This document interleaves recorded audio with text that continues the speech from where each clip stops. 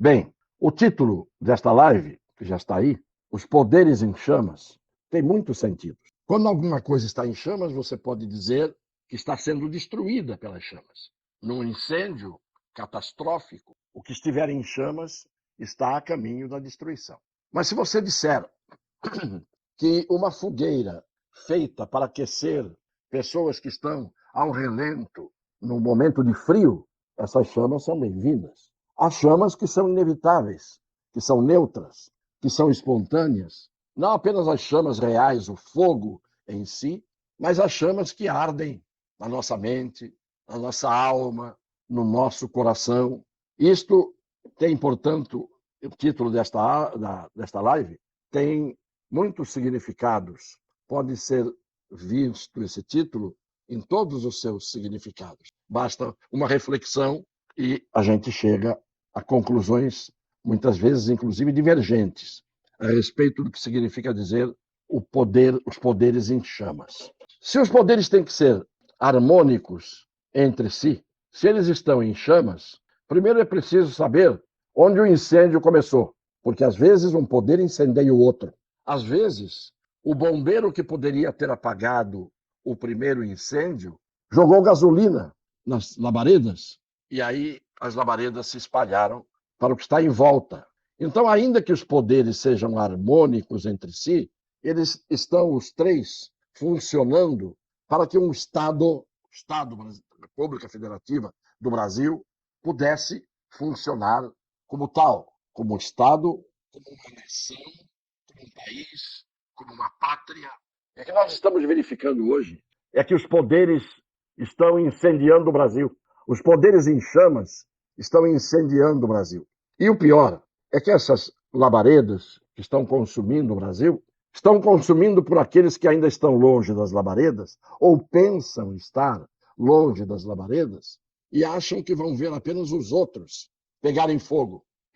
Há muitos que deveriam ser bombeiros e que foram os que atiçaram o fogo, acenderam e atiçaram. O fogo arde porque alguns fazem com que ele entre em combustão, o material, outros olham esperando que o fogo apague sozinho, mas aí vem o vento, vem a brisa, sopram sobre este fogo e as labaredas se multiplicam em intensidade. Os poderes em chamas hoje estão todos eles fruto dos incendiários que constituem esses poderes. Não há nenhum poder que tenha chamas inocentes, labaredas ocasionais ou fortuitas, por omissão, por ação, por covardia, por má fé, por despotismo.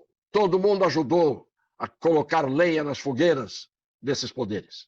Uns mais, outros menos. E repito, aqueles que ficaram inertes, vendo tudo isso que está acontecendo, são cúmplices, são incendiários por inação, por inércia, por omissão. Vejam, por exemplo, eu hoje vou falar principalmente de um poder, que é o que tem mais labaredas ardendo, embora muitas vezes os outros estejam com muitas brasas prontas para entrar em combustão até maior. Poder legislativo vem passando de todos os limites, daqueles limites que concretizam a sua função. Poder judiciário, poder legislativo também e poder executivo também. Mas o poder judiciário é o principal, porque o poder judiciário é o que tem menos gente. Quando eu digo poder judiciário, seu órgão máximo. É o que tem menos gente. Então, o incêndio ali não deveria começar.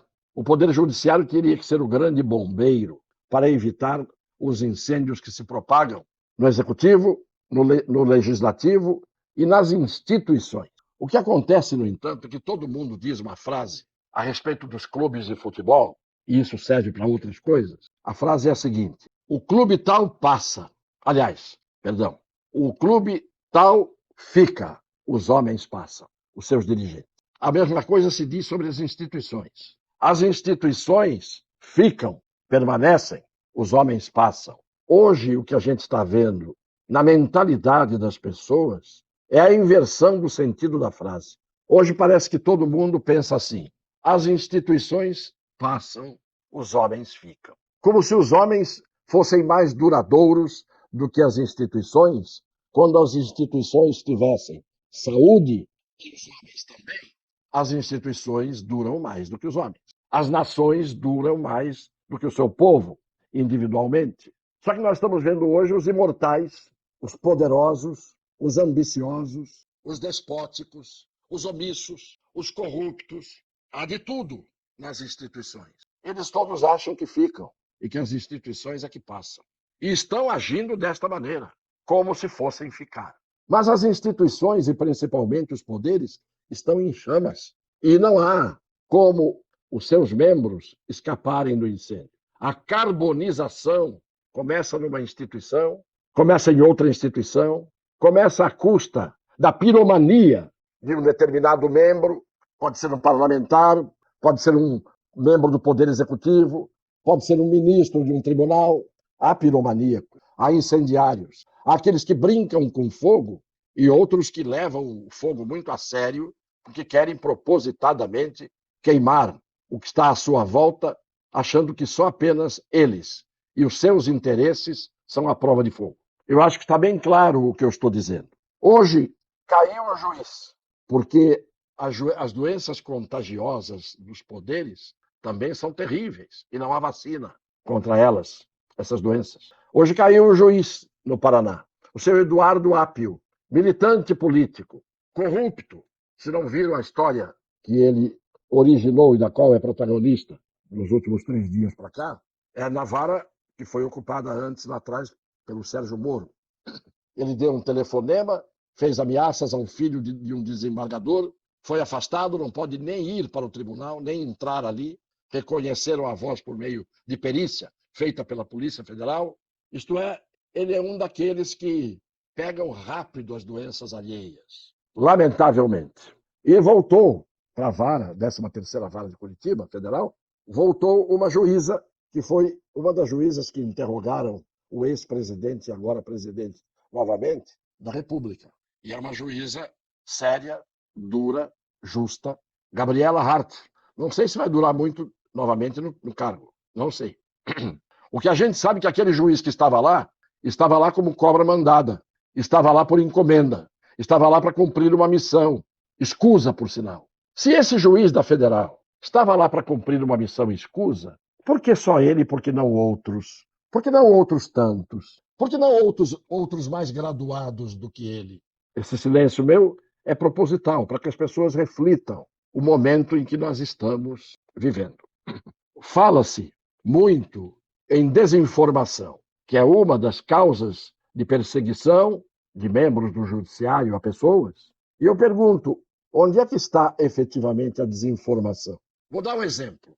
O ministro Alexandre de Moraes escreveu um livro sobre direito constitucional, em que ele diz 2 mais 2, 4. O ministro Alexandre de Moraes, quando entrou para o Supremo Tribunal Federal, deu votos, que já passamos aqui na live, falando a respeito, vou dar um dos exemplos, a respeito do indulto, da graça concedida por um presidente da República a um determinado réu condenado, e ele, naquele voto dele, compatível com o livro em que ele escreveu 2 mais 2, 4, ele deu um voto dizendo a graça concedida pelo presidente é direito dele e ele não tem que dar motivação, não tem que dar fundamentação, não tem que explicar por que concedeu a graça, que é uma forma específica de indulto. Pois bem, ali, nesse voto, o ministro Alexandre de Moraes, como no livro, disse 2 mais 2, 4. 2 informações. Aí vem uma terceira informação. A terceira informação é quando ele abriu um inquérito, em que ele, nesse inquérito, ele faz todos os papéis possíveis dentro do inquérito do processo penal, isto é, ele é vítima, ele é o investigador, ele é o acusador, ele é o julgador. Isto, evidentemente, não existe na lei de nenhum país do mundo e não existiu nunca, salvo em regimes absolutamente tirânicos, perversos, em que o direito foi totalmente ignorado. Essa regra não existe. Não pode haver um processo em que a vítima investiga, a vítima acusa, a vítima julga e que papel faz o grupo de protagonistas de um processo penal, a começar pelo Ministério Público cada vez mais encolhido. E eu ressalvo sempre os membros dignos da magistratura, do Ministério Público, da advocacia. Sempre eu faço esse destaque, tenho que fazer, porque isso é uma verdade. Mas, quando se fala em desinformação, olha a desinformação.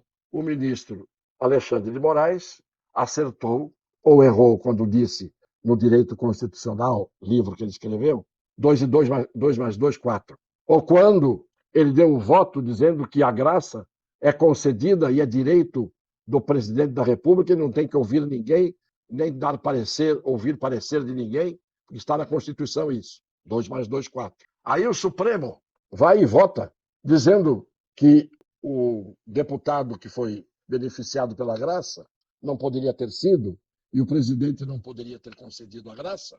E a presidente da sessão e do Supremo, no seu voto, diz que havia e houve desvio de finalidade. Quando o presidente resolve conceder a graça, é um aliado político. Mesmo que ele estivesse concedendo a graça a um aliado político, a Constituição dá a ele esse direito. Que se mude a Constituição, porque se não se mudar a Constituição, ele tem esse direito.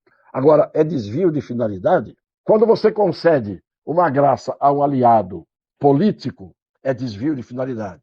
E quando você persegue e abre um processo totalmente inconstitucional e ilegal contra um inimigo pessoal, o que é que pesa mais? O aliado político não pode ser beneficiado. O inimigo pessoal pode ser condenado à morte.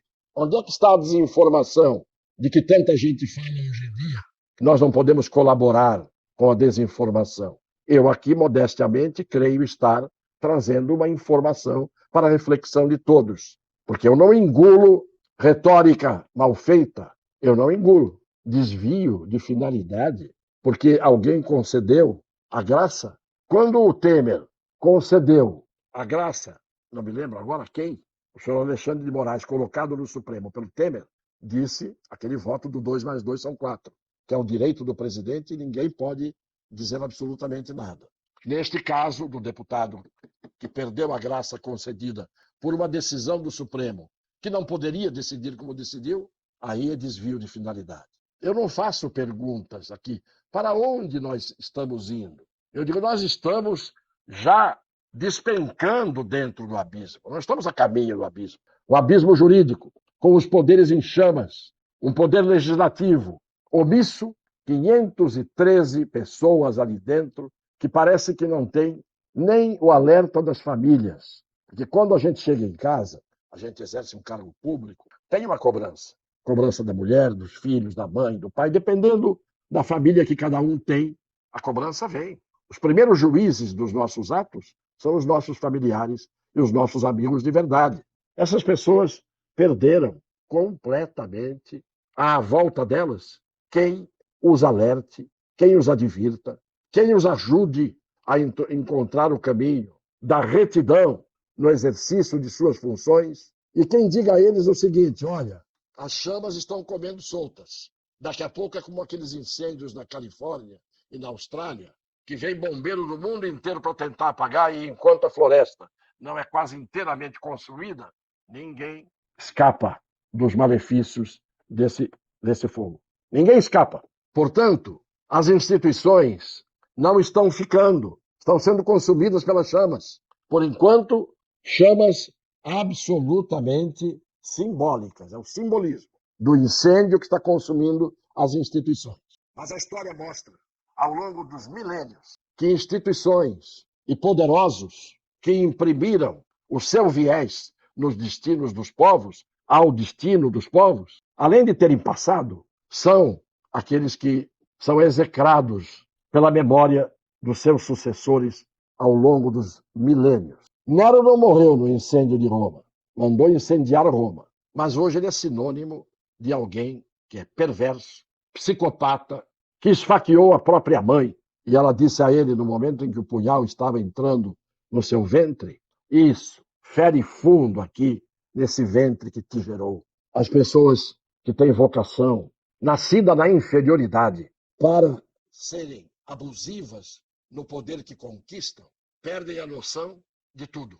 Não tem bom senso, não tem juízo, não têm os sentimentos sublimes da caridade, da solidariedade. São pessoas que vivem do ódio do qual se alimentam. No fundo, talvez sejam ódio contra eles mesmos. A razão de muita maldade, de muitos maus, é eles odiarem-se a si mesmos. Fazem mal a muita gente, mas passam. Se não são esquecidos, são lembrados como sinal de advertência para que outros não venham repetir-lhes as condutas. E é por isso, exatamente por isso, que nessas horas a gente procura mostrar aqui, não apenas aos que nos seguem, mas aos que seguem os que nos seguem, e para isso é importante o compartilhamento. A gente faz isso, fala isso, com a experiência de vida, com o conhecimento da história, para que todos, ou quase todos, ou muitos, tenham a noção do que significa a advertência. E se não quiserem que isto seja uma advertência, desta informação que prestamos, porque nós não desinformamos. A desinformação não é um dos nossos pecados. E se quiserem nos calar, não é porque desinformamos, é exatamente pelo contrário. Querem calar a informação dos justos, daqueles que proclamam o culto ao direito, à justiça, à Constituição e às leis. Malditos sejam os que incrementam as chamas que estão devorando os poderes num país que poderia ser o país dos sonhos nesse mundo de tantos pesadelos. Um beijo no coração das pessoas de boa fé.